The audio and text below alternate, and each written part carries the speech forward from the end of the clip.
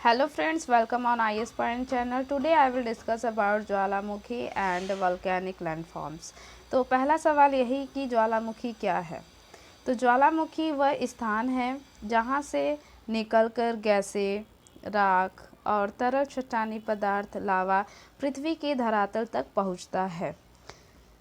तो ज्वालामुखी क्या है? ज्वालामुखी वह स्थान है जिस स्थान से निकलकर कुछ गैसेज, राख और तरल चट्टानी पदार्थ लावा पृथ्वी के धरातल पर आता है।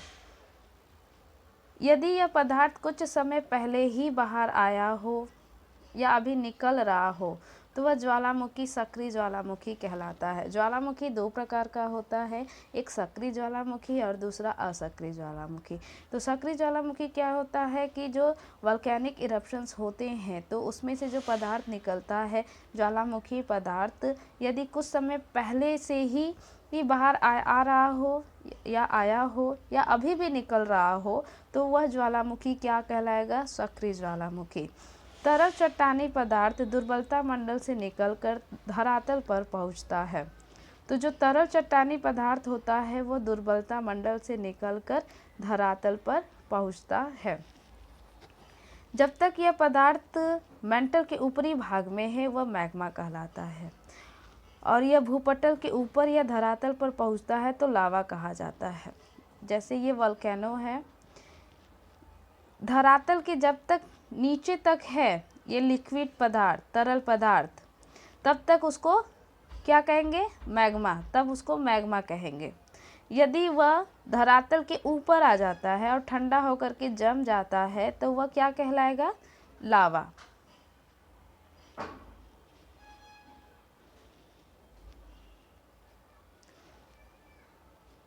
उसमें लावा प्रवाह, लावा के जमे हुए टुकड़ों का मलबा, ज्वाला खांडास्मी, पायरोक्लास्टिक डेब्रिस, ज्वालामुखी बम, राख, धूलकण, गैस जैसे नाइट्रोजन, सल्फर, क्लोरीन, हाइड्रोजन और आर्गन शामिल होते हैं। और जब उस वॉल्केनिक इरप्शंस में से जो ज्वालामुखी पदार्थ निकलते हैं उसमें जो है ज्वाला खांडास्मी, पायरोक्लास्टिक डेब्रिस, राख, धूलकण, कुछ गैसेज भी निकलते हैं जैसे सल्फर, क्लोरीन, हाइड्रोजन, आर्गन शामिल होते हैं। ज्वालामुखी उद्गार की प्रवृत्ति और धरातल पर उनसे जो आकृतियां विकसित होती हैं उनके आधार पर ज्वालामुखियों का वर्गीकृत या क्लासिफिकेशंस किया जाता है। वह इस प्रकार है। एक है शील्ड ज्वालामुखी। तो शील्ड ज्वालामुखी क्या होता है? बेसाल्ट प्रवाह को छोड़कर पृथ्वी पर पाए जाने वाले सभी ज्वालामुखियों में शील्ड ज्वालामुखी सबसे विशाल है। तो पृथ्वी पर बेसाल्ट प्रवाह के अलावा या उनको छोड़ करके जितने भी ज्वालामुखी पाए जाते हैं उसमें शील्ड ज्वालामुखी जो होता है वो सबसे विशाल ज्वालामुखी होता है। इसका सबसे अच्छा उदाहरण आप हवाई द्वीप के ज्वालामुखी को देख सकते हैं। ये ज्वालामुखी मुख्यतः बेसाल्ट से निर्मित होते हैं।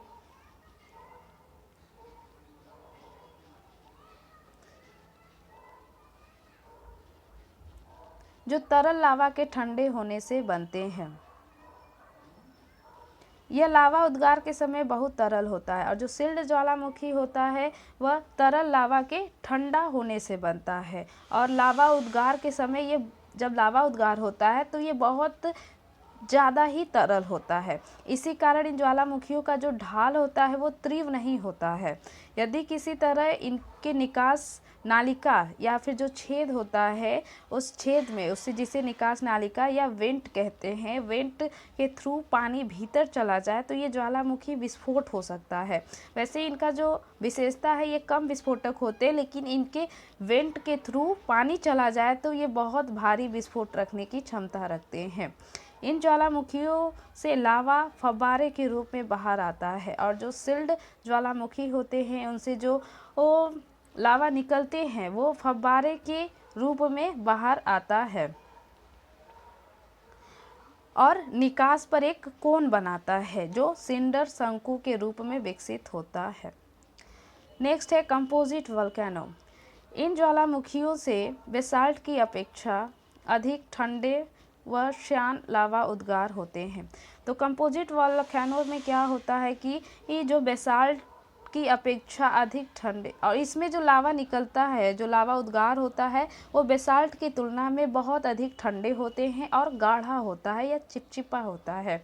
ये ज्वालामुखी जो होते हैं भीषण विस्फोटक होते हैं। इनसे लावा के साथ भारी मात्रा में पायरोक्लास्टिक पदार्थ व राख भी धरातल पर पहुंचती है, और इनसे जब लावा निकलता है तो उस लावे के साथ साथ पायरोक्लास्टिक पदार्थ, राख धरातल पर पहुंचती है। यह पदार्थ निकास नली के आसपास परतों के रूप में जमा हो जाता है, और यह पदार्थ जब निकलता है तो जो वेंट होता है उसके आसपास लेयर के रूप में जमा हो जाता है, जिनके जमा मिश्रित ज्वालामुखी के रूप में दिखते हैं, और जिसकी जमा के कारण जो ज्वालामुखी दिखता है वो मिश्रित ज्वालामुखी जैसा दिखता है। ज्वालामुखी कुंड, जिसे काल्डेरा कहा जाता है, ये पृथ्वी पर पाए जाने वाले सबसे अधिक विस्फोटक ज्वालामुखी हैं। तो पृथ्वी पर पाए जाने वाले जितने भी ज्वालामुखी होते हैं ये उसमें सबसे अधिक विस्फोटक ज्वालामुखी हैं। आमतौर पर ये विस्फोटक होते हैं, जब इनमें विस्फोट होता है तब ये ऊंचा ढांचा बनाने के बजाय स्वयं नीचे धंस जाते हैं। तो क्या होता है कि बहुत अधिक विस्फोटक होते हैं, तो जब विस्फोट होता है तो उस समय ये लोग ऊंचा ढांचा बनाने के बजाय क्या होता है कि ये स्वयं नीचे धंस जाते हैं, और जो धंसा हुआ विध्वंस गर्त होता है उसको ज्वालामुखी कुंड कहते हैं। लावा के गिरने से जो गड्ढा बनता है वही ज्वालामुखी कुंड कहलाता है। इनका यह विस्फोटक रूप बताता है कि लावा प्रदान करने वाले मैग्मा के भंडार न केवल विशाल हैं वरना इनके बहुत पास में स्थित है। तो इससे ये इनकी जो विस्फोटक क्षमता है, इससे पता चलता है कि इनके पास जो लावा प्रदान करने वाला जो भंडार है वो बहुत विशाल ही नहीं है परंतु बहुत नज़दीक में भी है, और इनके द्वारा जो पहाड़ियाँ निर्मित होती हैं वह मिश्रित ज्वालामुखी की तरह प्रतीत होती हैं। नेक्स्ट है फ्लड बेसाल्ट प्रोविंसेस। ये ज्वालामुखी जो होती है वो अत्यधिक तरल लावा उगलती है और बहुत दूर तक बह निकलती है। संसार के कुछ भाग हजारों वर्ग किलोमीटर घने लावा प्रवाह से ढके हैं, और संसार के कुछ भाग है जो कि हजारों वर्ग किलोमीटर घने लावा प्रवाह से ढके हैं। इनमें लावा प्रवाह क्रमानुसार होता है और कुछ प्रवाह 50 मीटर से भी अधिक मोटे हो जाते हैं। तो इनमें जो लावा प्रवाह होता है वो क्रमानुसार होता है, सिस्टमैटिक ढंग से होता है, और कुछ प्रवाह 50 मीटर से भी अधिक मोटे हो जाते हैं। कई बार अकेला प्रवाह सैकड़ों किलोमीटर दूर तक फैल जाता है, और कई बार क्या होता है कि अकेला प्रवाह ही कई सैकड़ों किलोमीटर दूरी तक फैल जाता है। भारत का दक्कन ट्रैप, जिस पर वर्तमान महाराष्ट्र पठार का ज़्यादातर भाग पाया जाता है, वह बृहद बेसाल्ट लावा प्रवाह क्षेत्र है। ऐसा विश्वास किया जाता है कि आज की अपेक्षा आरंभ में एक अधिक बृहद क्षेत्र इसी प्रवाह से ढका था। तो ऐसा माना जाता है कि आज की अपेक्षा आरंभ में, शुरू में एक अधिक बृहद क्षेत्र जो है वो इसी प्रवाह से ढका था। नेक्स्ट है मध्य महासागरीय कटक ज्वालामुखी। इन ज्वालामुखियों का जो उद्गार होता है वो महासागरों में होता है। मध्य महासागरीय कटक जो है एक श्रृंखला है जो कि 70,000 किलोमीटर से अधिक लंबी है और सभी महासागरीय बेसिनों में फैली है। इस कटक के मध्यवर्ती भाग में लगातार उद्गार होता रहता है, और इस कटक का जो मध्यवर्ती भाग है उसमें कंटिन्यू उद्गार होता रहता है। इसको जो है हम अगले चैप्टर में डीप में पढ़ेंगे। नेक्स्ट है वल्केनिक लैंडफॉर्म्स। जब वल्केनो अंतर्वेदी आकृतियाँ। ज्वालामुखी उद्गार से जो लावा निकलता है उसके ठंडा होने से आग्नेय शैल बनती है। तो जब ज्वालामुखी उद्गार से जो लावा निकलता है उसके ठंडा होने से, जब वह ठंडा हो जाता है लावा, तब जो रॉक बनता है उसको इग्नियस रॉक या आग्नेय शैल कहते हैं। लावा का यही जमाव या तो धरातल पर पहुंचकर होता है या धरातल तक पहुंचने से पहले ही भूपटल के नीचे शैल परतों में ही हो जाता है। जैसा कि मैंने पहले ही बताया कि जब लावा का जमाव धरातल पर पहुंचकर होता है या धरातल तक पहुंचने से पहले ही भूपटल के नीचे शैल परतों में ही हो जाए, तो इस आधार पर जो है लावा के ठंडा होने के स्थान के आधार पर जो इग्नियस रॉक है या आग्नेय शैल है उसका जो वर्गीकरण किया जाता है वो दो प्रकार में किया जाता है। एक है पहला ज्वालामुखी शैल, जैसे कि जब लावा धरातल पर पहुंचकर ठंडा हो जाए तो वो ज्वालामुखी शैल होता है। और दूसरा है प्लूटोनिक शैल, जब लावा धरातल के नीचे ही ठंडा होकर जम जाए तो वह प्लूटोनिक शैल कहलाता है। जब लावा भूपटल के भीतर ही ठंडा हो जाता है तो कई आकृतियाँ बनती हैं। ये आकृतियाँ जो कहलाती हैं वो इंट्रूसिव फॉर्म्स कहलाती है या अंतर्वेदी आकृतियाँ। जो पहला आकृति है वो इंट्रूसिव फॉर्म्स की वो है बैथोलिथ। यदि मैग्मा का बड़ा पिंड भूपर्पटी में अधिक गहराई पर ठंडा हो जाए तो यह गुंबद के आकार में विकसित हो जाता है। यदि मैग्मा का बहुत बड़ा पिंड भूपर्पटी में बहुत अधिक गहराई पर ठंडा हो जाए और यह एक गुंबद के आकार में डेवलप हो जाए और फिर बाद में अनाच्छादन प्रक्रिया के द्वारा जो ऊपरी पदार्थ है वो हट जाता है तो यह धरातल पर प्रकट होने लगता है। यह विशाल क्षेत्र में जो बैथोलिथ होते हैं वो विशाल क्षेत्र में फैले होते हैं और कभी कभी इनकी गहराई भी कई किलोमीटर तक होती है। जो बैथोलिथ होते हैं ये ग्रेनाइट के बने पिंड होते हैं। नेक्स्ट है लैकोलिथ। लैकोलिथ जो होते हैं ये गुंबदनुमा विशाल अंतर्वेदी चट्टानें हैं जिनका तल समतल व एक पाइप रूपी वाहक नली से नीचे से जुड़ा होता है। तो ये कैसा होता है, यह गुंबदनुमा विशाल आकृति के होते हैं और ये अंतर्वेदी चट्टानें हैं जिसका तल समतल और यह एक पाइप रूपी वाहक नली से नीचे से जुड़ा होता है। इनकी आकृति धरातल पर पाए जाने वाले मिश्रित ज्वालामुखी के गुंबद से मिलती है। और लैकोलिथ की जो आकृति है धरातल पर पाए जाने वाले मिश्रित ज्वालामुखी के जो गुंबद होते हैं उनकी आकार से जो है मिलती जुलती है। अंतर केवल इतना होता है कि लैकोलिथ जो होते हैं वो गहराई में पाए जाते हैं। इसका सबसे अच्छा उदाहरण जो है वो कर्नाटक के पठार में ग्रेनाइट चट्टानों की बनी गुंबदनुमा पहाड़ियाँ हैं। इनमें से अधिकतर अब जो है वो एक्सफोलिएटेड हो चुकी हैं और वह धरातल पर देखी जा सकती हैं।